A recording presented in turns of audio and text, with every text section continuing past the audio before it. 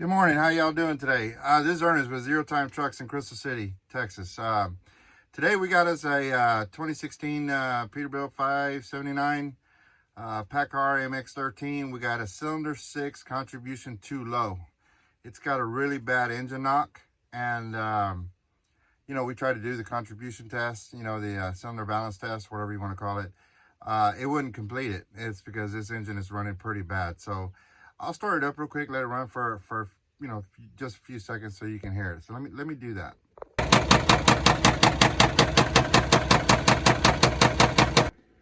I don't know if you heard that, but most of us are going to know, just because of the way it sounds, the way it's acting, it's going to be an injector.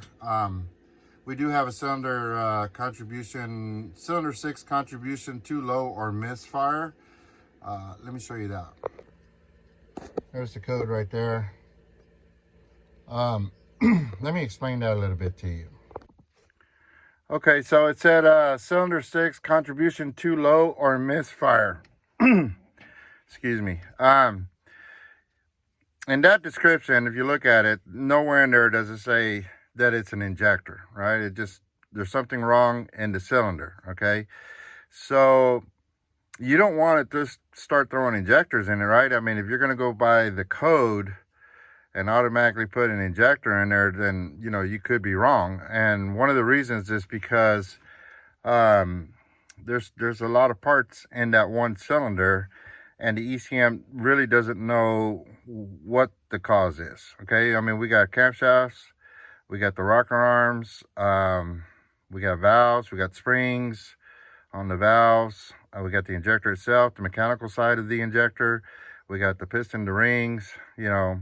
Something is going on in that cylinder, which is basically what it's telling you. I've already done some testing. So one of the first things I'm going to do is a relative compression test, and I'll show you that right now. Okay, so this will be my RC test, a relative compression test. As you can see, I mean, we have one strong cylinder, and then we got 5 cylinders, not as strong, right? So we're a little bit weak, but you got to take into account, camshaft lobes, valve adjustments and things like that. You got to take that into account as well, and it may improve some of these, but we'll look at some of that here in just a little bit. But right here, I can pretty much say that it's an injector, because, I mean, if we had a valve that was stuck open or something to that effect, we wouldn't build the compression, and we're building compression. We're a little bit lower on these cylinders, but, it's not crazy. Not to the point that where it's causing the knocking and stuff like that.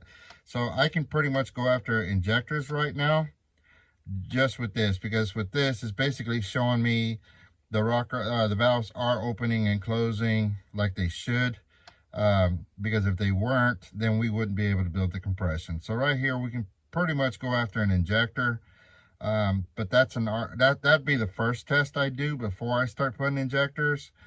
I just want to make sure that we don't have a problem with our cylinders. So that'd be the first one. And right now, yeah, I mean, we got some issues going on, but like I said, this could be, we can look at valve lash, camshaft lobes. I mean, because if that intake valve is closing sooner than it's supposed to, then we can't pull in enough air, which means we're not going to compress as much as we should. And that's part of what we're seeing right there. But we can always, keep looking at that, and I might. So anyway, that's our relative compression test. So we're going to be after an injector. So I did already get me a capture on the injector. So let me open that one and show it to you. All right, so I'm hooked to, I'm synced to injector number 1. So there would be 1, 5, 3, 6, 2, 4, okay? This is more like what we want to see. And I wouldn't say that that's the greatest, but that's more what we want to see. That spill valve closed, and we had a spike in fuel pressure.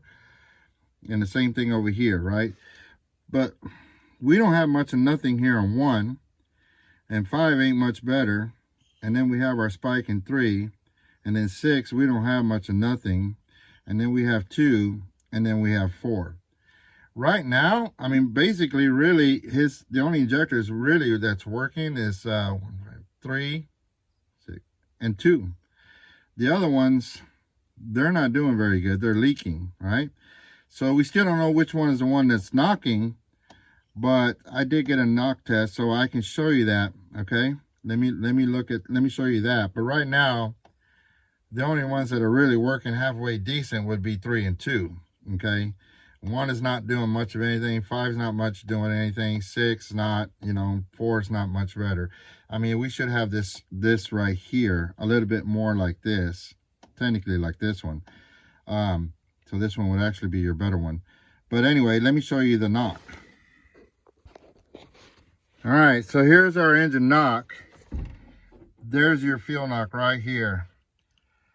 Cylinder 1 and 5. All right, and then that would be 3, 6, 2, 4, and then we're back to 1. 1 is your knock. The 1 and 5 is actually your knock right there. That's all that noise that's happening. That's why it's running the way it is, okay? That's crazy. So we go back and we look at our code, that would be cylinder 6, right? So why cylinder 6 and not cylinder 1? 1, 5, 3, 6. Let's look at 6. 6, we have some knock going on in there too, okay? I mean, you're always going to have knock. It's a diesel engine. This is crazy knock. This is crazy knock. This is a little bit not near as bad. And then we're going to have some. So these are, remember we had, was it 3 and 2 that were working halfway decent. So we would expect to see more something like this. Okay, and then we have a little bit of knock on number 4 as well. Because these injectors are not spraying as the way that they're not atomizing like they should. But this is the one that's leaking. And then we have some leakage in this one, right? So we go back and we look at the fuel pressure. Then we can confirm that. So our problem is actually in number 1, not number 6. So, I mean, this is why you don't, the scan tool works. The scan tool works, but, this complements it. Let me show you something.